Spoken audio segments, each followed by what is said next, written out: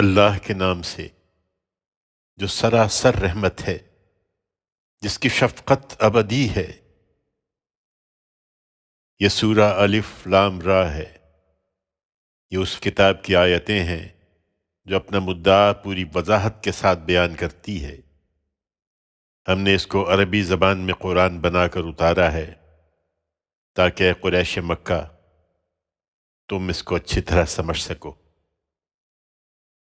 اے پیغمبر، اس قرآن کی بدولت جو ہم نے تمہاری طرف وحی کیا ہے، ہم تمہیں ایک بہترین سرگزشت سناتے ہیں۔ حقیقت یہ ہے کہ اس طرح کی چیزوں سے تم اس سے پہلے بالکل بے خبر تھے۔ یہ اس وقت کا قصہ ہے جب یوسف نے اپنے باپ سے کہا، ابا جان، میں نے خواب دیکھا ہے کہ 11 ستارے ہیں اور سورج اور چاند ہیں۔ میں نے ان کو دیکھا کہ وہ مجھے سجدہ کر رہے ہیں۔ جواب میں اس کے باپ نے کہا، بیٹا، اپنا یہ خواب اپنے بھائیوں کو نہ سنانا، ایسا نہ ہو کہ وہ تمہارے خلاف کوئی سازش کرنے لگیں۔ اس میں شبہ نہیں کہ شیطان انسان کا کھلا دشمن ہے۔ تمہارا یہ خواب بتا رہا ہے کہ تمہارا پروردگار تمہیں اسی طرح برگزیدہ کرے گا اور تمہیں باتوں کی حقیقت تک پہنچنا سکھائے گا اور تم پر اور آل یعقوب پر اپنی نعمت تمام کرے گا، جس طرح وہ اس سے پہلے تمہارے بزرگوں ابراہیم اور اسحاق پر کر چکا ہے۔ یقیناً تیرا پروردگار علیم و حکیم ہے۔ حقیقت یہ ہے کہ یوسف اور اس کے بھائیوں کے اس سرگزشت میں پوچھنے والوں کے لیے بہت سی نشانیاں ہیں۔ جب اس کے بھائیوں نے آپس میں کہا کہ یوسف اور اس کا بھائی ہمارے باپ کو ہم سے زیادہ محبوب ہیں، حالانکہ ہم ایک پورا جتھا ہیں، یقیناً ہمارا باپ ایک کھری ہوئی غلطی میں مبتلا ہے، اس کا علاج یہی ہے کہ یوسف کو قتل کر دو یا اس کو کہیں پھینک دو۔ تمہارے باپ کی توجہ اس سے صرف تمہاری طرف ہو جائے گی اور اس کے بعد تم لوگ بالکل ٹھیک ہو جاؤ گے۔ اس پر ان میں سے ایک کہنے والے نے کہا، یوسف کو قتل نہ کرو، اگر کچھ کرنا ہی ہے تو اس کو کسی اندھے کنویں کے تہہ میں پھینک دو، کوئی راہ چلتا قافلہ اسے نکال لے جائے گا۔ اس کے بعد وہ گئے اور انہوں نے اپنے باپ سے کہا، ابا جان، کیا بات ہے کہ یوسف کے معاملے میں آپ ہم پر بھروسہ نہیں کرتے؟ درحال کہ ہم اس کے سچے خیر خواہ ہیں، اسے کل ہمارے ساتھ جانے دیجیے، ذرا کچھ چر چگ لے اور کھیلے کودے، ہم اس کی حفاظت کے ذمہ دار ہوں گے۔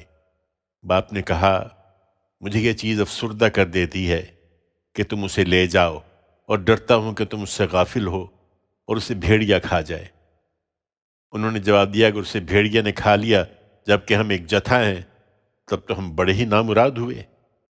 اس طرح اصرار کر کے جب وہ یوسف کو لے گئے اور بالآخر طے کر لیا کہ اس کو کنویں کی تہہ میں پھینک دیں، اور ادھر ہم نے اس کو وحی کر دی کہ تم ایک دن ان کی اس حرکت سے انہیں ضرور آگاہ کرو گے جب انہیں کچھ خیال بھی نہ ہوگا، اور اس کو کنویں میں گرا کر وہ روتے پیٹتے کچھ رات گئے اپنے باپ کے پاس پہنچ گئے۔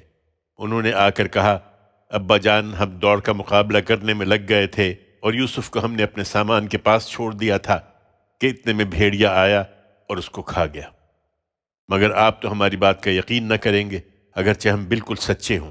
وہ اس بات کو ثابت کرنے کے لیے یوسف کے قمیص پر جھوٹ موٹ کا خون بھی لگا کر لے آئے تھے۔ باپ نے کہا، نہیں، بلکہ یہ تو تمہارے دل نے تمہارے لیے ایک بات گھڑ لی ہے، سو اب صبر جمیل کی توفیق ملے، اور جو کچھ تم بیان کر رہے ہو اس پر خدا ہی سہارا ہے۔ ادھر ایک قافلہ آیا اور انہوں نے اپنا پانی بھرنے والا بھیجا اور اس نے اپنے ڈول کنویں میں ڈالا۔ پھر یوسف کو دیکھا تو پکار اٹھا، خوشخبری ہو، یہ تو ایک لڑکا ہے۔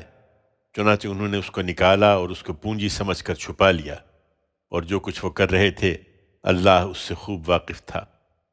پھر لے کر مصر پہنچ گئے اور اس کو تھوڑی سی قیمت چند درہموں کے عوض بیچ دیا، اور وہ اس کے معاملے میں کوئی رغبت نہیں رکھتے تھے۔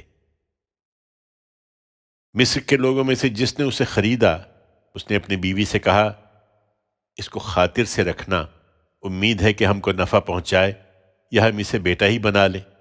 اس طرح یوسف کو ہم نے اس ملک میں جگہ دی، اس لیے کہ اسے برگزیدہ کریں اور اس لیے کہ اسے باتوں کی حقیقت تک پہنچنا سکھائیں۔ حقیقت یہ ہے کہ اللہ اپنے ارادے کو نافذ کر کے رہتا ہے، مگر اکثر لوگ جانتے نہیں ہیں۔ چنانچہ اسی طرح ہوا، اور جب وہ پختگی کو پہنچ گیا تو ہم نے اس کو حکم اور علم عطا فرمایا۔ ان کو جو خوبی والے ہوں ہم اسی طرح بدلہ دیا کرتے ہیں۔